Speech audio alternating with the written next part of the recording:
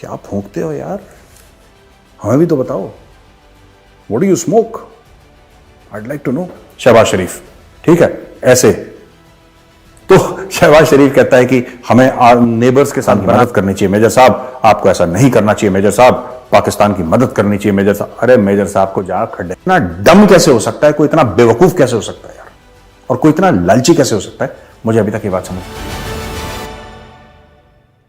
जय हिंद दोस्तों, मैं हूं मेजर गौरवारी और आप देख रहे हैं द चाणक्य डायलॉग्स। इस वीडियो को लाइक करिए, हमारे चैनल को सब्सक्राइब करिए और बेल आइकन दबाना बिल्कुल मत भूलिएगा।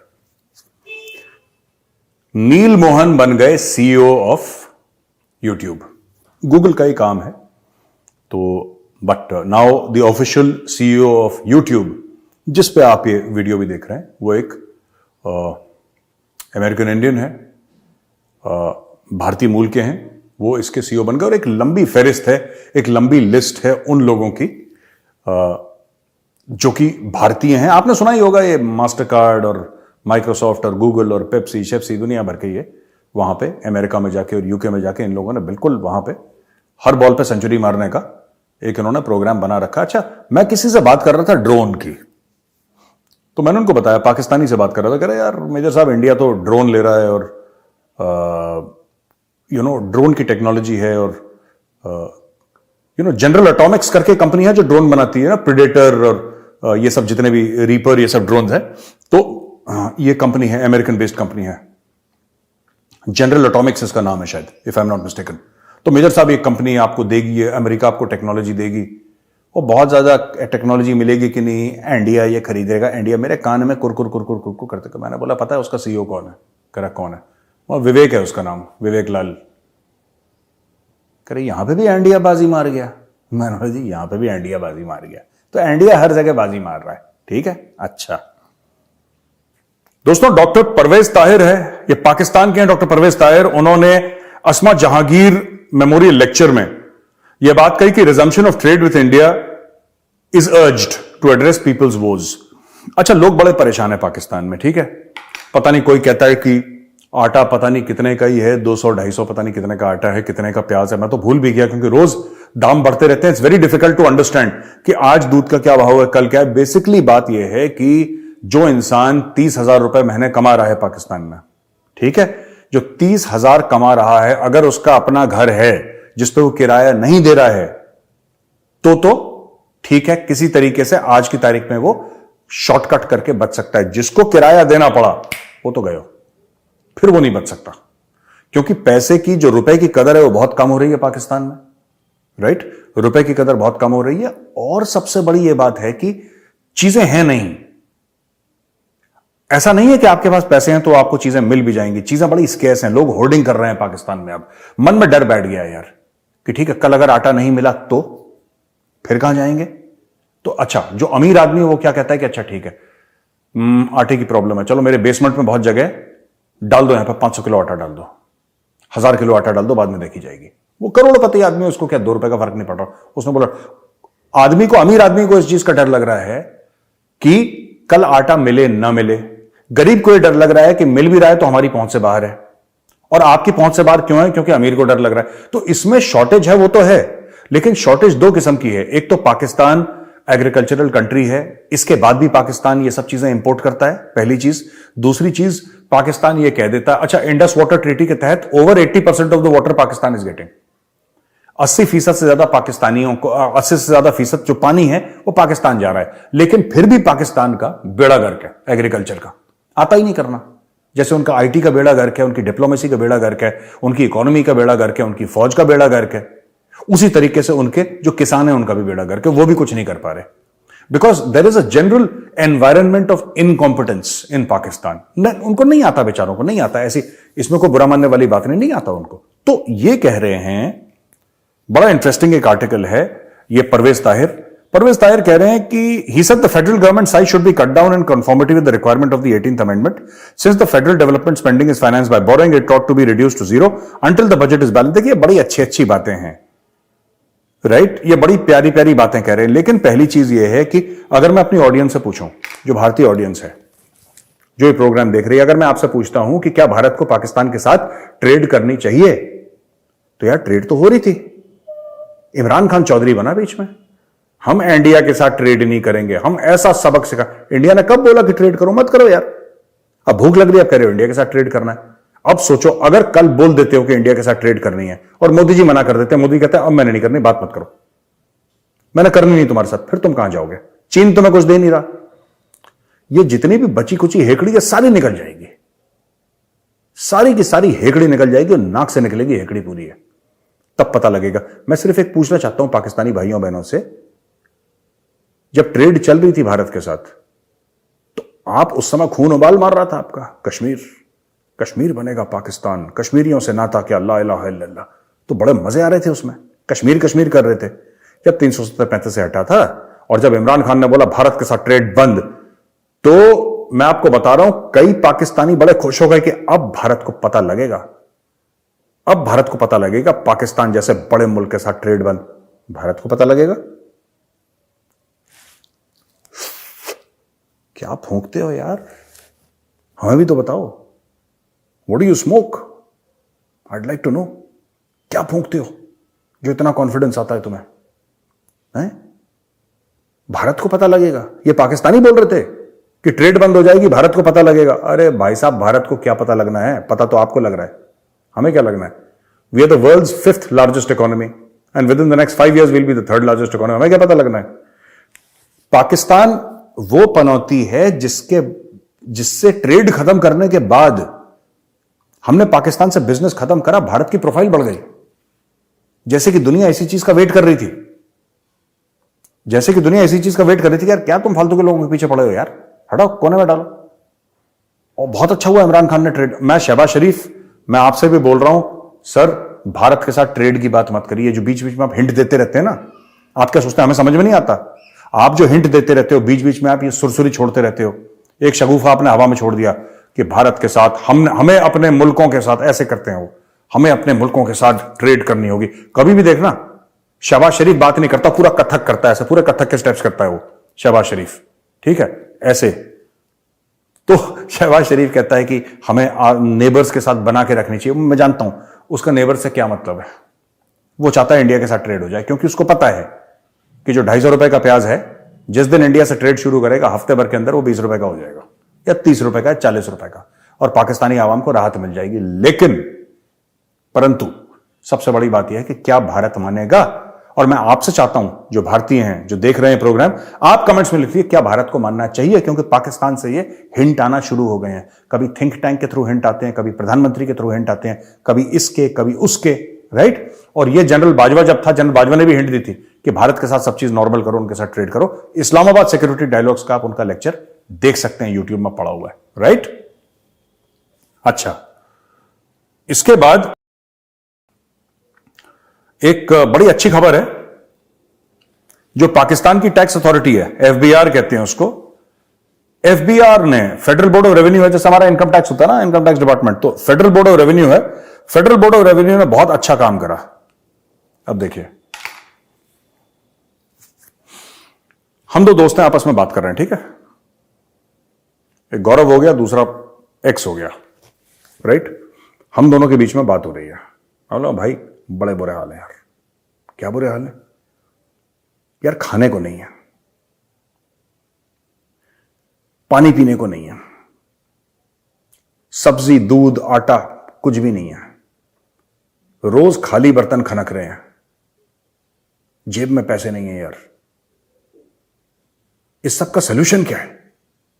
अरे 10 मर्सिडीज खरीदते हैं ना, मजा आ जाएगा। ये पाकिस्तान कर रहा है, ठीक है। पाकिस्तान के एफबीआर ने क्या करा? मुल्क में पैसे नहीं है, बच्चों के लिए दूध नहीं है, खाने के लिए सब्जी आटा नहीं है। एफबीआर कहता है कि 155 लग्जरी व्हीकल्स इंपोर्ट करो। ये खरीदना चाहते हैं, और कुछ ये एंगल दे रहे हैं कि इससे मुल्क का फायदा होगा। जिस मुल्क के पास पैसे नहीं है खाने को, सब्जियां इनकी सड़ गई, जो कराची पोर्ट पे सब्जियों का बाहर से विदेश से कंटेनर आया था, इनके पास पैसे नहीं थे उनको डॉलर देने के लिए, वो सब्जियां सड़ गई, ठीक है। लेकिन आज की तारीख में भी पाकिस्तानी ये कह रहे हैं कि 155 लग्जरी गाड़ी हमें खरीदनी है। और ये किस पैसे से दे रहे हैं? आपको पता है किस पैसे से?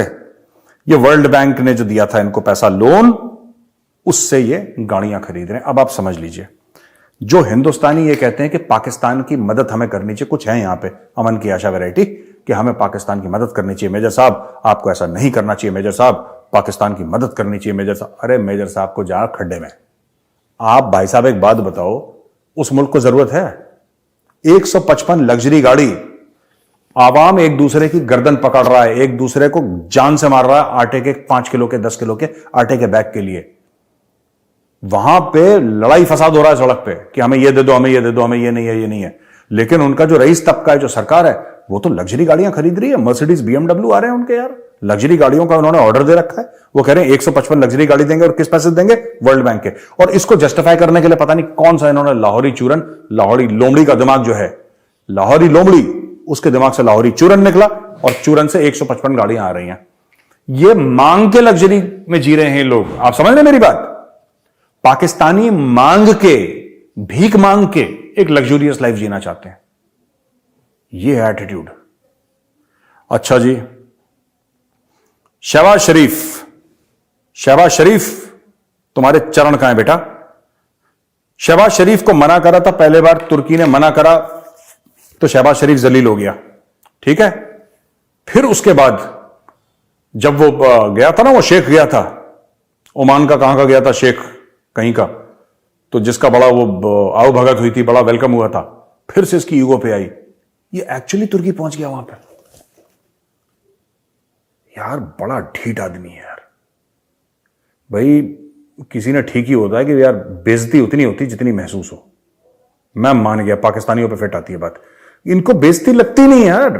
वो कह रहा है तुम मेरे घर मत आओ, मैं परेशान हूं, तुम मेरे घर मत आओ, मेरे घर में जलजला आ रखा है, मेरे घर में भूकंप आ रखा है, 30-40 हजार लोग मर गए हैं, हम लोग बहुत परेशान हैं, इस वक्त घर मत आओ मेरे, प्लीज हाथ जोड़वा लो। तुर्की कह रहा है इनसे, ये कह रहे हैं यार मत आओ, हम तो पहुंच गए।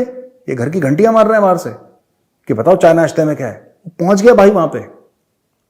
एक फोन करके भी ये कम्युनिकेट हो सकता था कि हम आपके साथ खड़े हैं, हम आपके साथ खड़े हैं।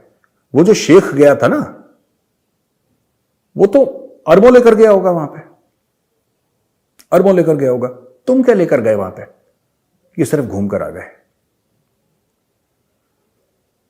कोई इतना बेहिस कैसे हो सकता है, कोई इतना अनफीलिंग कैसे हो सकता है, कोई इतना डम कैसे हो सकता है, कोई इतना बेवकूफ कैसे हो सकता है यार, और कोई इतना लालची कैसे हो सकता है? मुझे अभी तक ये बात समझ में नहीं। तुम क्यों गए वहां पे?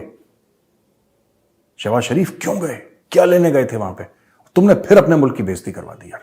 और ये किसके साथ गया था? जाहिर सी बात है, ये देखिए, लेफ्टिनेंट जनरल इनाम हैदर, ठीक है जी। Prime Minister Shehbaz Sharif on Thursday reached Turkey to express solidarity and support with the Turkish people. Federal minister for information and broadcasting Maryam Aurangzeb भी गई थी। Special assistant to PM Tariq Fatemi भी गए थे। National disaster management authority chairman lieutenant general Inam Haider भी गए थे। ये 4-5 बड़े लोगों को, कैबिनेट मिनिस्टर लेवल लोगों को अपने साथ ले गया जहाज में। फिर इसने वहां पे डायलॉग क्या मारा? Natural disasters as the earthquake in Turkey and Syria are beyond the capacity of any single government to handle. No country, however resourceful, can deal with devastation of this magnitude. It is time the world came forward and extended support to the suffering humanity. ये पहले यार देखो ना, ऐसी बात नहीं, पाकिस्तान कुछ तो दे रहा है तुर्की को। क्या दे रहा है मैं आपको बताता हूं। इन्होंने वैसे अफगानिस्तान को कुछ नहीं दिया, पर इन्होंने अफगानों को क्या बोला कि देखो तुम तो गैरतमंद लोग हो यार, तुम तो अफगान हो, ठीक है, तुम अफगान हो, तुम तो भीख नहीं मांगते, अगर तुम गरीब भी हो तो तुम भूखे सो जाओगे, लेकिन अफगान कभी ऐसे अपना हाथ आगे नहीं करेगा। पाकिस्तानियों ने अफगानों को यह बोला, हम जानते हैं कि तुम गैरतमंद कौम हो, हम जानते हैं तुम कभी भीख नहीं मांगोगे, लेकिन यार 80 तो गैरतमंद नहीं है ना, हम तो मांग लेंगे भी। तो उन्होंने पहले अफगानों के लिए भीख मांगी। अफगानों ने बोला हमारा नाम मत खराब करो, ठीक है, हमें किसी से कुछ नहीं चाहिए, भागो यहां से, भागो यहां से। तो तालिबान ने भगा दिया इनको। अब ये तुर्की के लिए भीख मांग रहा है। आप इसका सेंटेंस देखिए, मैं फिर बोल रहा हूं। No country, however resourceful, can deal with devastation of this magnitude. It is time that the world came forward and extended support to the suffering humanity. अरे बेवकूफ आदमी, world is already supporting. India के कितने लोग वहां पे बैठे हैं, लगातार हर रोज फ्लाइट जा रही हैं, वर्ल्ड दे रहा है, दुनिया टर्की को सपोर्ट कर रही है, इजराइल के लोग वहां पे बैठे हैं। ये सिर्फ वहां पे बातें करने गया था आदमी। अपना पीआर बनाने के लिए। मैं इसीलिए कह रहा हूं कि इस देखो ना, पाकिस्तानी लीडरशिप, में आवाम को नहीं बोल रहा, लेकिन पाकिस्तानी लीडरशिप का बिल्कुल अंदर से ना ये मरे हैं बिल्कुल यार। इनको कोई फर्क नहीं पड़ता यार। They don't have a heart. आप कभी सोच सकते हैं 36-38 हजार लोग बेचारे खत्म हो गए तुर्की में, वहां पे लेक्चर देने चला गया है अपना पीआर बनाने के लिए। ठीक है, इसको कहते हैं वल्चर पॉलिटिक्स। जो गिद्धों की राजनीति होती है ना, ये गिद्धों की राजनीति करते हैं, इसीलिए मेरा दिल बड़ा खट्टा होता है। अच्छा जी, अफगानिस्तान में तालिबान के बीच लड़ाई हो गई और जो वहां पे सिराजुद्दीन हक्कानी है, उसने हैबतुल्लाह अखुंजादा जो है वो लीडर है, तालिबान का सुप्रीम लीडर है। ये मुल्ला उमर उस सिलसिले का है। ये मुल्ला उमर जिस लेवल पे था उसमें ये हैबतुल्लाह अखुंजादा है। तो सिराजुद्दीन हक्कानी ने उसके ऊपर तंज कसते हुए ये बोला है कि ये ग्रुप का जो टॉप ब्रास है मोनोपोलाइज कर रहा है पावर को, डैमेज कर रहा है सरकार को। ये कौन है ये हक्कानी? एक तो सिराजुद्दीन हक्कानी है, फेमस हक्कानी नेटवर्क है, उसका हिस्सा है ये। और जो हक्कानीज हैं, ये हक्कानी नाम इनका इसलिए है क्योंकि एक हक्कानिया नाम का इनका एक मदरसा है पाकिस्तान में, वहां के पढ़े हुए हैं ये। मैं ये नहीं कह रहा है पाकिस्तानी है, राइट?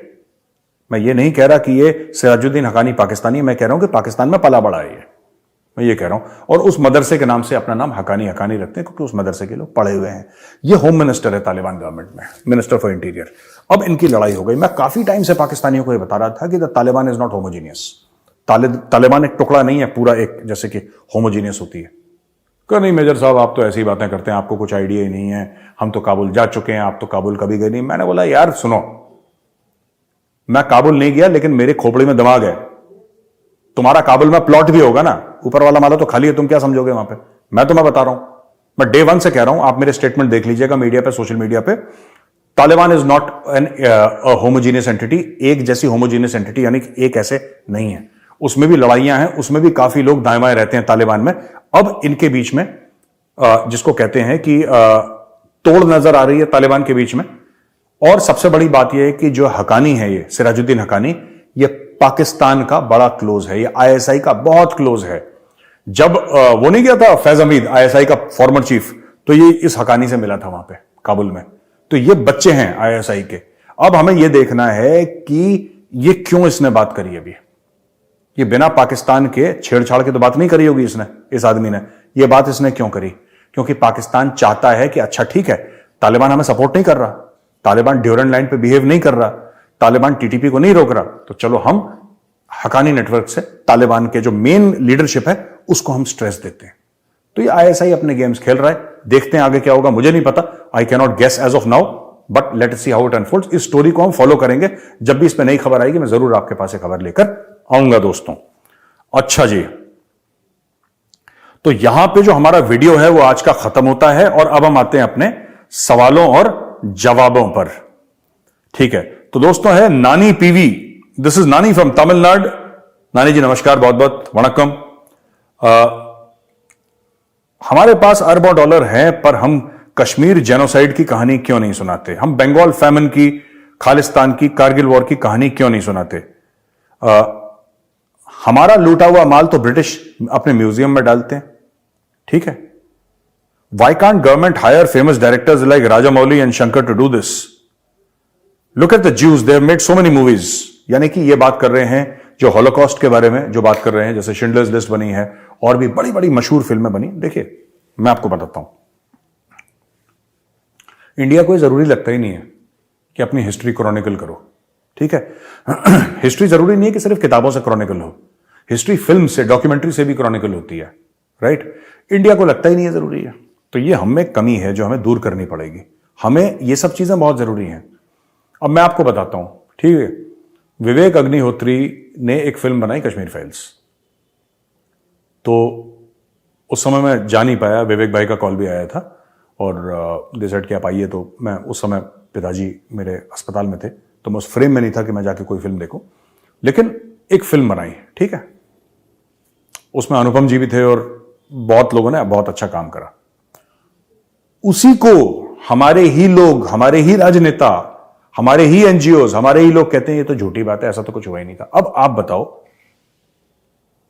कैसे, मतलब आप जो कुछ लोग यहां पे हिंदुस्तान में 99% लोग ऐसे नहीं है, लेकिन जो 1% है ना, ये कभी नहीं चाहते कि भारत का असली इतिहास सामने आए। क्योंकि अगर भारत का असली इतिहास सामने आएगा ना, बहुत लोगों की दुकानें बंद हो जाएंगी, मैं आपको बता रहा हूं। आपने बंगाल फैमिन की बात करी, बंगाल फैमिन एक डॉक्टर शशि थरूर ने, उनका टॉक है, जरा आप जाके देखिएगा यूट्यूब में। Doctor Shashi Tharoor on this thing, Oxford में उन्होंने या हार्वर्ड में कहीं पे जाके उन्होंने लेक्चर दिया था। बड़ा आइकॉनिक लेक्चर है डॉक्टर थरूर का, वैसे भी बहुत अच्छे वक्ता हैं, बहुत अच्छा बोलते हैं, speaks very well and he is a very informed and an intelligent person. आप डॉक्टर थरूर के स्टेटमेंट देखिए, आपको पता लगेगा। क्या इसके ऊपर बननी चाहिए डॉक्यूमेंट्री? 100% बननी चाहिए, 100% बननी चाहिए। और आपको बनवानी चाहिए किससे? आप खुद ना बनाएं, not because of not Rajamouli and Shankar and all this, no, ये तो फीचर फिल्म बनाते हैं। आपको बनवानी चाहिए, ये खुद आपको बोलना चाहिए डिस्कवरी चैनल को, आपका हिस्ट्री चैनल है, आपको उसको बोलना चाहिए। और ऐसे चैनल्स हैं इसमें, नेटफ्लिक्स में आनी चाहिए, ठीक है ना। You should make documentaries on the Bengal famine, किस तरीके से एक मैन मेड फैमिन था। लाखों दर लाखों लोग कहते हैं 30 लाख से ऊपर बंगाली जानबूझ के अंग्रेजों ने मार दिए। वो अंग्रेज जो हमें मॉरल लेक्चर देते हैं कि भैया तुम्हारा प्रधानमंत्री जो है मोदी इतना बुरा है, ये है, वो है, वो लोग लेक्चर देते हैं, झूठी चीजें बनाते हैं, फ्रॉड प्रोपेगेंडा। उन लोगों ने यहां पे 30 लाख से ऊपर बंगाली मार दिया, ठीक है। और लोग विंस्टन चर्चिल को हीरो समझते हैं। भारत में इनको पता ही नहीं है, ना ये जानना चाहते हैं। तो ये हमारे मुल्क का एक बहुत काला सच है, एक कड़वी सच्चाई हमारे मुल्क की, ठीक है जी। अब दूसरे पे आते हैं, ये हैं आकाश जैन जी। जैन मेजे साहब, जैन आकाश जी, जय Hind. Akin to military theater commands, do you think an integrated command of internal security agencies also exists to neutralize? हाँ जी, बिल्कुल आपने ठीक लिखा है, अंडर एनएसए। तो एनएसए साहब का तो काम यही है ना, the national security adviser Ajit Doval sahab का तो यही, that is his primary role. ये जितनी भी इंटेलिजेंस एजेंसीज हैं, they dovetail into the NSA's office. Some of them, of course, report directly to the Prime Minister, but they dovetail for all practical purposes into, क्योंकि prime minister Modi को तो पूरा देश चलाना है, उनके पास जाहिर सी बात है कि हर रोज निटी ग्रिटीज के लिए टाइम नहीं हो पाएगा, लेकिन एनएसए के ऑफिस का यही मतलब ही यही है। So there is a system in place, है ना। और ये जो कहते हैं कि कश्मीर हमारी शहरा, कहते हैं कि ये सब तो जिन्ना जो है, ये शहरक वाली बात मोहम्मद अली जिन्ना कह के ऑफ हो गया। उसने ऑफ होने के कुछ महीने पहले बोली थी जिन्ना ने, वो आई थिंक कब ऑफ हुआ था, 48 में ऑफ हो गया था। उसके पहले उसने किसी लेक्चर में बोल दिया था कि कश्मीर हमारी शहरक है। कश्मीर क्यों हमारी शहरक है ये नहीं पूछा, पानी आता है वहां से पूरा पानी आता है, इसलिए हमारी शहरक है। पता नहीं क्या क्या स्टोरी उन्होंने अपने आप को सुना दी पाकिस्तानियों ने, right. Fact of the matter is, जो असली बात है कि इनकी शहरक हो ना हो, राइट, इनको अब कश्मीर बहुत महंगा पड़ गया पाकिस्तानियों को। पाकिस्तानियों को जितना घाटा कश्मीर की वजह से हुआ है और अफगानिस्तान की वजह से हुआ है, और किसी और जगह से और किसी डिसीजन से और किसी पॉलिसी से नहीं हुआ। इनकी कश्मीर पॉलिसी, इनकी अफगान पॉलिसी, वो ऐसे था कि अगर, मैं पाकिस्तान की बात कर रहा हूं, अगर अफगानिस्तान पेट्रोल का डब्बा था तो कश्मीर माचिस था। और ये पेट्रोल कहां छिड़का गया? पाकिस्तान में। पाकिस्तान ने कश्मीर के लिए और अफगानिस्तान के लिए खुद के जिस्म पे तेल छिड़क के आग लगा दी। This is true. अब बुरा लगे तो बुरा लगे। अच्छा जी, ये कहते हैं कि आपको और लाहौरी चूरन वाले पड़ोसी चिचा को कानपुर से राम राम। जैन साहब राम राम, कानपुर से। अच्छा, ये बड़ा, मुझे ऐसी एक साथ हम किसी के साथ डिस्कस कर रहे थे, तो पाकिस्तानियों ने ये बोला, ये बोला ना कानपुर से हैं, तो बोला पाकिस्तानी ऊपर देखते हैं, बोले या खुदा ये खून की बारिश क्यों हो रही है, या खुदा ये खून की बारिश क्यों हो रही है। अरे खून की बारिश नहीं हो रही, कानपुर वाले गुटखा खा के थूक रहे हैं, ठीक है। एनीवे, अब हम आते हैं Anurag. Good evening major sahab, how safe is the nuclear assets of Pakistan? I think Pakistani nuclear assets are pretty stable and safe. Safety of Pakistan nuclear assets, क्योंकि उनके पास एक ही तो एसेट है बेचारों के पास ले देके, और बाकी पूरा मुल्क अनसेफ हो जाए, ठीक है। बाकी अनसेफ पानी पिए, अनसेफ दूध कंज्यूम करें, भूखे सो जाएं। एक चीज तो पाकिस्तान में सेफ है, वो न्यूक्लियर एसेट्स हैं, ये मैं मानता हूं, लेकिन जो उनको गार्ड कर रहे हैं न्यूक्लियर एसेट्स को, उनका तालिबानी माइंडसेट है। तो जो हम सोचते हैं ना कि पाकिस्तानी न्यूक्लियर एसेट्स को एक्सटर्नल थ्रेट है, अलकायदा ले जाएगा, तालिबान ले जाएगा, तहरीक तालिबान पाकिस्तान ले जाएगा, वो कभी नहीं होने वाला। लेकिन पाकिस्तान को थ्रेट इंटरनल है, क्योंकि जो सिपाही खड़ा है, राइट, जो कप्तान खड़ा है, जो मेजर खड़ा है, जो कर्नल खड़ा है, जो ब्रिगेडियर खड़ा है, जो जनरल खड़ा है वहां पे, वो दिमाग से, वो जहन से ओसामा बिन लादेन को अपना हीरो मानता है। तभी तो पार्लियामेंट के फ्लोर पे खड़े होकर Imran Khan Osama bin Laden की तारीफें करता है, कहता है वो शहीद है। आप समझ रहे हैं, जिस मुल्क का प्रधानमंत्री ओसामा बिन लादेन को पार्लियामेंट में खड़े होकर शहीद बोलता है, जिसका मिलिट्री डिक्टेटर परवेज मुशर्रफ बोलता है कि ओसामा बिन लादेन हमारा हीरो है ना, हाफिज सईद हमारा हीरो है, तो इनके हीरोज ऐसे हैं। अब आप समझ लीजिए क्या इस मुल्क को बाहर से खतरा होगा, ये खुद अपने लिए बहुत बड़ा खतरा है। आप ये समझिए कि बाहर से कोई नहीं आ सकता पाकिस्तान के न्यूक्लियर एसेट्स को छीनने के लिए। कई किसी के मन में गलतफहमी हो कि तहरीक तालिबान पाकिस्तान आ जाएगा, ना, that is 99.999% that can not happen. अब 0.1% तो कभी भी कहीं पे कुछ हो सकता है दुनिया में, लेकिन ये नहीं हो सकता पाकिस्तान में।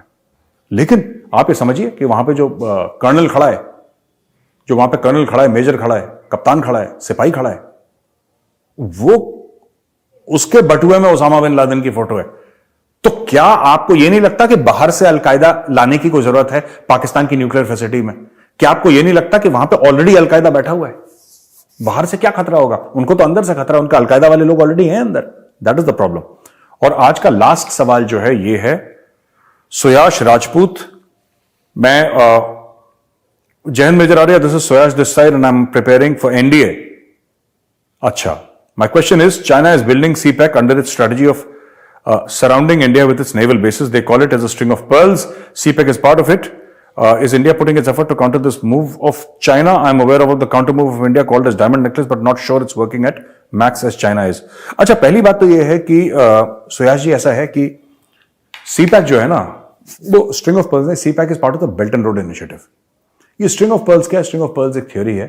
थ्योरी नहीं, it's practical also, but this is a working theory in the sense that China ये पोर्ट करता, ये पोर्ट लेता, ये पोर्ट लेता, ये पोर्ट लेता, इंडिया को सराउंड करके और दुनिया भर में अपना वर्चस्व फैलाने के लिए, राइट? मैं आपको एक बात बताऊं, गौतम अडानी ने, और मैं आप ही के सवाल का जवाब दे रहा हूं पर उल्टी तरीके से, गौतम अडानी ने सही पैसा कमाया या गलत पैसा कमाया? गौतम अडानी ने सही पैसा कमाया, गलत पैसा कमाया, ये मुझे नहीं पता। अगर बात सुप्रीम कोर्ट तक गई तो सुप्रीम कोर्ट फैसला करेगा, ठीक है? ये जितने भी लोग चिल्ला रहे हैं हिंडनबर्ग की रिपोर्ट है, और इन लोगों ने रिपोर्ट ही नहीं पढ़ी, राइट? तो इससे कोई फर्क नहीं पड़ता। बात यह कि भारत का सुप्रीम कोर्ट क्या फैसला देगा गौतम अडानी को लेकर, राइट? लेकिन जिस दिन गौतम अडानी ने हाइफा पोर्ट खरीदा था ना इजराइल में, जिस दिन गौतम अडानी ने हाइफा पोर्ट खरीदा था और जिस दिन अडानी ने एनडीटीवी खरीदा था, मुझे पता लग गया था कि इसके ऊपर अटैक होने वाला है। मेरा दिल कह रहा था इसके ऊपर अटैक होगा। और क्यों? अदानी के लिए $3 अरब कोई बड़ी बात नहीं है। हाइफा पोर्ट से अदानी कभी इतना पैसा नहीं कमाएगा कि अदानी बिल्कुल पागल हो जाए पैसा देख के, क्योंकि उसके पास ऑलरेडी इतना पैसा है। जो अदानी ने खरीदा हाइफा पोर्ट इजराइल का, उसके लिए वो भारत के लिए बहुत बड़ी स्ट्रेटेजिक बाय है। उससे पैसे का इतना लेना देना नहीं है, उसकी लोकेशन जो है वो बहुत गजब की है, राइट? एनडीटीवी एक साल में कितना मुनाफा कमा, मैं प्रॉफिट की, नेट प्रॉफिट की बात कर रहा हूं, नेट प्रॉफिट। एनडीटीवी कितना कमा लेता होगा एक साल में? सोचिए, गेस करते हैं, चलिए। 15 करोड़, 25 करोड़, 35 करोड़, 50 करोड़, 100 करोड़। वाइल्ड हो जाइए बिल्कुल, आप let your imagination run. NDTV कितना नेट प्रॉफिट की बात कर रहा हूं मैं पूरी रेवेन्यू की बात नहीं कर रहा, मैं टॉप लाइन की बात नहीं कर रहा हूं, बॉटम लाइन की बात कर रहा हूं। कितना पैसा कमाता होगा एनडीटीवी? आपको क्या लगता है कि 50 करोड़ रुपए एक साल के लिए गौतम अडानी ने एनडीटीवी को इसलिए खरीदा है कि 50 करोड़ रुपए कमा ले? 50 करोड़ रुपए से क्या हो रहा है? ऊंट के मुंह में जीरा है गौतम अडानी के लिए। NDTV was also a strategic buy. और अडानी के ऊपर अटैक होना था, यह लाजमी था कि उसके ऊपर अटैक हो, उसके ऊपर अटैक होना था। और गौतम अडानी की सबसे बड़ी गलती है कि उसको पता होना चाहिए था कि उसके ऊपर अटैक होने वाला है। जब आप हाइफा पोर्ट खरीदेंगे और जब आप मीडिया हाउस खरीदेंगे, आपके ऊपर अटैक होगा, ठीक है? ये होना था। गौतम अडानी गिल्टी है, नॉट गिल्टी है, let the Supreme Court of India decide. Gaurav Arya कौन होता है? इसके ऊपर सर्टिफिकेट देने वाला, लेकिन अटैक होना था और हुआ उसके ऊपर, और ये दोबारा होगा, आप देख लीजिएगा। जो भारत की कंपनी स्ट्रेटेजिक बाय करेगी, ठीक है, मैं बता रहा हूं, Tata is the most respected group. कई लोग कह रहे हैं कि साहब हिंडनबर्ग ने टाटा के ऊपर रिपोर्ट क्यों नहीं दी।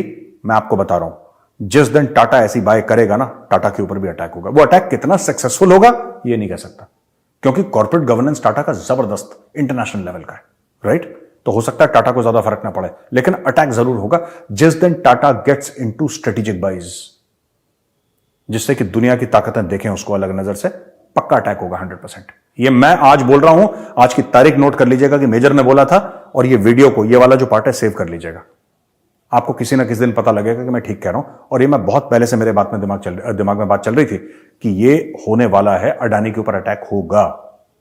इस आदमी ने बिल्कुल सामने देखा, गौतम अडानी ने, और अपने साइड के फ्लैंक्स छोड़ दिए, और ये फ्लैंक से अटैक हुआ और अडानी को पता भी नहीं लगा कि कब उसके अंदर यहां से साइड से मिसाइल घुसी है, ठीक है, बिल्कुल जैसे रिप केज में होता ना, साइड में बॉडी के इधर से, बिल्कुल यहां से। तो ये these things happen and it's very very dangerous and these are games at the highest level. और ये आगे भी होगा। कोई दूसरा, कल अंबानी खरीदेगा, अंबानी के ऊपर अटैक होगा। गौतम अडानी अगर चोरी कर रहा है, आप मान लीजिए, चलिए ठीक है, हिंडनबर्ग कहता है इसने चोरी करी है, चलिए एकेडमिकली स्पीकिंग हम लोग कहते हैं ठीक है, चलो आप कह रहे हो तो हम मान लेते हैं कि इसने चोरी करी है, ठीक है। तो इसने चोरी आज करी है, इसने चोरी आज करी है। ये तो 30-40 साल से धंधा कर रहा है। ये कितने दशकों से अरबपति है, कितने दशकों से बाहर काम कर रहा है अपना। तब तो रिपोर्ट नहीं आई, क्यों? तब साफ था। अचानक 2023 में इसका पैसा गलत हो गया। और जो हिंडनबर्ग है वो क्या कल पैदा हुआ है? ये भी तो बहुत पुराना फर्म है। ये पहले क्यों नहीं करा? ये पहले क्यों नहीं करा? मैं ये कह रहा हूं कि क्या 2022 तक गौतम अडानी बिल्कुल साफ था, 2023 में गंदा हो गया? ये पहले क्यों नहीं करा आपने? ये पहले इसलिए नहीं करा क्योंकि 2022 में इसने हाइफा पोर्ट खरीदा और इसने एनडीटीवी खरीदा। 2023 पे इसके ऊपर अटैक होना था, हो गया। 2023 में नरेंद्र मोदी के ऊपर बीबीसी की डॉक्यूमेंट्री बननी थी, रिलीज होनी थी। ये जो बात कर रहे हैं 2002 की, गोधरा का जो हुई थी राइट्स, वहां पे जो लोग मरे थे, 21 साल तक बीबीसी सो रहा था, 2023 में जागा। सोचिए क्यों, सोचिए तरह इसके ऊपर। तो दोस्तों, आज का वीडियो यहीं पे खत्म होता है। मैं आपसे इजाजत चाहूंगा। अगर वीडियो पसंद आए तो आप इसको लाइक करिए, हमारे चैनल को सब्सक्राइब करिए, बेल आइकन दबाना बिल्कुल मत भूलिएगा। जय हिंद, भारत माता की जय, वंदे मातरम।